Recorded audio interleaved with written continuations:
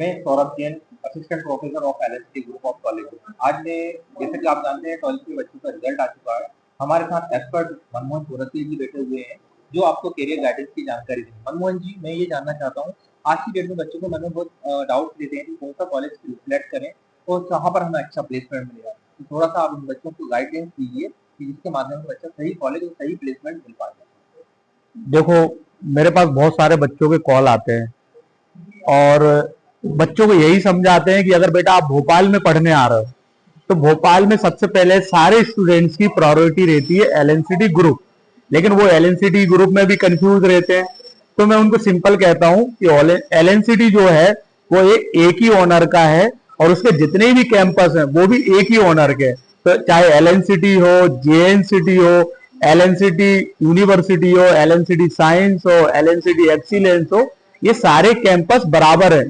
Education भी बराबर है, डिसिप्लिन भी बराबर है और प्लेसमेंट भी बराबर है। तो बच्चों को कोई डाउट करने की जरूरत नहीं है। मैं एलएनसीटी ग्रुप के चेयरमैन सर का नाम जानना चाहता हूँ।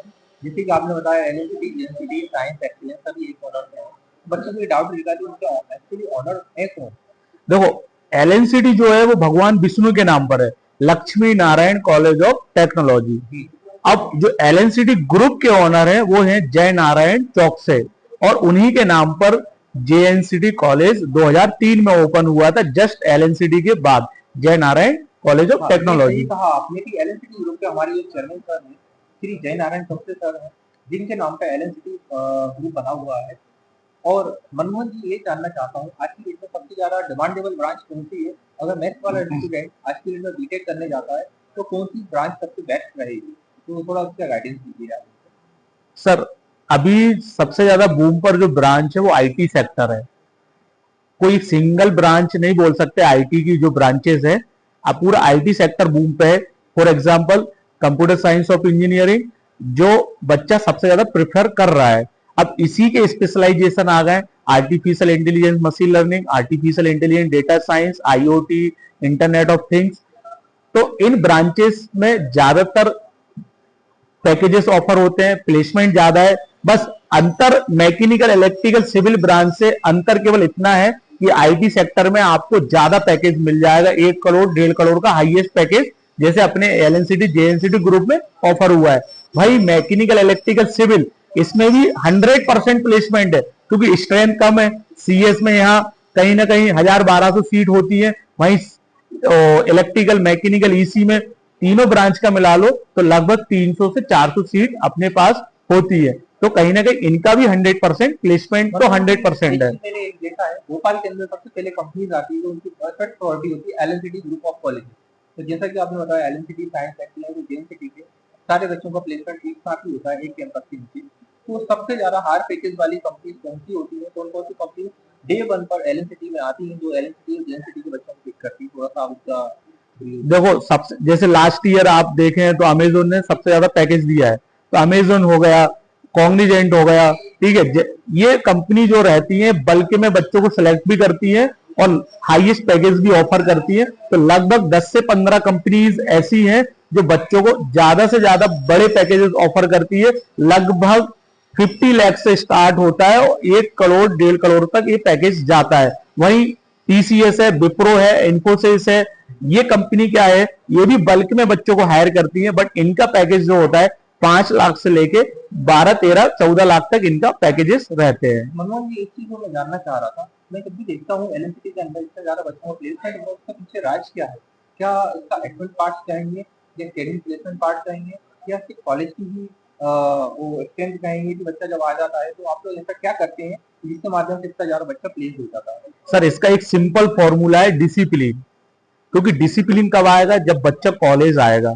और अपने कॉलेज एलएनसीटी जेएनसीटी में क्या है, बच्चा 75% मिनिमम अटेंडेंस कंपलसरी है। जब अटेंडेंस कंपलसरी है तो वो प्लेसमेंट मॉड्यूल पे काम करता है। प्लेसमेंट मॉड्यूल क्या होता है कि फर्स्ट ईयर में जैसे प्लेसमेंट की जो क्लासेस लगती है, math, reasoning, aptitude, English spoken, personality development और टेक्नोलॉजी से रिलेटेड या ब्रांच से रिलेटेड बच्चों को तैयारी कराई जाती है। लगभग पहले साल का पहला क्लास से लेके लास्ट ईयर के लास्ट डे तक उसे प्लेसमेंट की 100% इंफॉर्मेशन दी जाती है कि बेटा आपको आप किस मॉड्यूल पे काम करो कि जिससे आपको अच्छे से अच्छा पैकेज मिल पाए। तो इससे क्या होता है, जब बच्चा फर्स्ट ईयर से ही तैयारी करता है तो थर्ड ईयर में वो पूरा ट्रेंड हो जाता है बच्चा कि हमें किस कंपनी में जाना है और किस कंपनी में अच्छे से अच्छा पैकेज हमें लेना है। तो जैसी वो कंपनी आती है, कैंपर ड्राइव होती है, बच्चा बैठता है और प्लेसमेंट हो जाता है उसका आसानी से। मनमोहन जी, डाउट हो रहा है मुझे आपसे। मनमोहन सर, आप मुझे ये बताइए कि आज के डेट में बच्चा सॉफ्टवेयर ब्रांच में भी यूज करता है, तो सबसे बेस्ट ब्रांच कौन सी रहेगी? कंप्यूटर साइंस, एआईएमएल या एआईडी? देखो, सबसे पहले ये तीनों ब्रांच को अपन आईटी सेक्टर बोलते हैं। अब आईटी सेक्टर इसको इसलिए बोला जाता है, इनमें अंतर कुछ नहीं है ग्रेजुएशन लेवल पे, क्योंकि अगर जो सीएस में आपको पढ़ाया जाता है वो एआईएमएल एआईडीएस में भी पढ़ाया जाता है। बट क्या हुआ, टेक्नोलॉजी आज बहुत अपडेट हो चुकी है। जैसे साइबर सिक्योरिटी के कॉन्सेप्ट आ चुके हैं, एआई के कॉन्सेप्ट आ चुके हैं, डेटा साइंटिस्ट के कॉन्सेप्ट आ चुके हैं, क्योंकि बहुत सारे सोशल मीडिया प्लेटफॉर्म है, बहुत सारे ऐप हैं। तो क्या होता है, डेटा बहुत सारा आ रहा है, तब वो डेटा को भी सिक्योर करना है, किसी की इंफॉर्मेशन लीक नहीं हो। तो क्या स्पेशलाइजेशन में क्या होता है, अपडेट वर्जन पढ़ाया जाता है सीएस से रिलेटेड। सीएस का अपडेट वर्जन आप बोल सकते हैं इसको आसानी से, बस इतना ही अंतर है। और एआईएमएल एआईडीएस में सीएस से ज्यादा थोड़े पैकेज ऑफर होते हैं बच्चों को। मनमोहन जी, एक चीज को जानना चाहता हूँ, जैसे कि हम जानते हैं कि सॉफ्टवेयर कंपनी में सारी प्राइवेट जॉब मिलती है और अच्छा खासा पैकेज भी मिलता है, करोड़ों में पैकेज जाता है। एक तरफा बच्चों के मन में ये रुझान रहता है कि मैं कहीं ना कहीं गवर्नमेंट सेक्टर में भी सिलेक्ट हो जाऊँ। आपके नजरिए से गवर्नमेंट सेक्टर में जाने के लिए कौन सी ब्रांच सबसे बेस्ट रहेगी, या मैकेनिकल या इलेक्ट्रिकल? गवर्नमेंट सेक्टर के लिए दो ही ब्रांच बहुत बेटर है, एक अपना ईसी ब्रांच भी है और इलेक्ट्रिकल ब्रांच है। ईसी ब्रांच लेता है बच्चा तो आईटी सेक्टर में तो जा ही सकता है, साथ में गवर्नमेंट सेक्टर में भी वो मूव कर सकता है। इलेक्ट्रिकल में भी जितने भी पावर से रिलेटेड गवर्नमेंट के पास, इंडिया गवर्नमेंट में जो पावर से रिलेटेड है, उसमें सारे में बच्चा गवर्नमेंट में सिलेक्ट हो सकता है। और साथ में बच्चा यूपीपीएससी एमपीपीएससी की भी तैयारी करता है, उसमें भी बच्चा सिलेक्ट होता है। तो आज के कार्यक्रम यहीं पर समाप्त करते हैं, और मैं मनमोहन जी का शुक्रिया करना चाहता हूँ कि उन्होंने अपनी एक्सपर्ट व्यू दिए बच्चों के लिए, और आगे भी इसी तरह से आप हमारे शो पर आए तो मनमोहन जी को एक्सपर्ट व्यू लेंगे। इसके लिए मैं धन्यवाद, आभार प्रकट करता हूँ मनमोहन जी का।